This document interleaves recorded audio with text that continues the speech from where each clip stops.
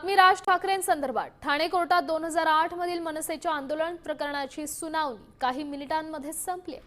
सुनावणीसाठी मनसे अध्यक्ष राज ठाकरे कोर्टात हजर होते आणि यावेळी कोर्टाने त्यांना गुन्हा कबूल आहे का असा सवाल विचारला। त्यावर गुन्हा कबूल नसल्याचं उत्तर राज ठाकरेंनी कोर्टाला दिलं। एका महिन्यात प्रकरण निकाली निघेल, सहकार्य करा असंही कोर्टाने राज ठाकरेंना सांगितलं। रेल्वे भरती प्रकरणावरून मनसेने अर्ज केला होता आणि या प्रकरणात राज ठाकरेंवर हिंसाचाराला प्रोत्साहन दिल्याचा आरोप आहे।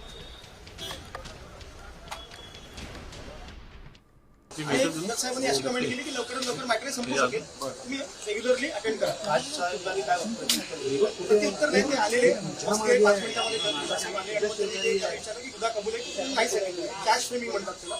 कॅश फ्रेम झालेला आहे, तर पुढचं मॅटर पोस्ट होईल, ट्रायल होईल। पुढची सुनावणी कधी आहे काय सांगता अजून तारीख पडलेली नाही, थोड्या वेळामध्ये मला सांगते। तर कोर्टात नेमकं काय घडलं पाहूयात ग्राफिक्सच्या माध्यमातून। न्यायाधीश म्हणाले गुन्हा कबूल आहे का? राज ठाकरेंचं उत्तर आहे मला गुन्हा कबूल नाही। न्यायाधीश म्हणाले एका महिन्यात प्रकरण संपून जाईल, सहकार्य करा। राज ठाकरेंचं त्यावर असं उत्तर आहे पूर्ण सहकार्य करेल।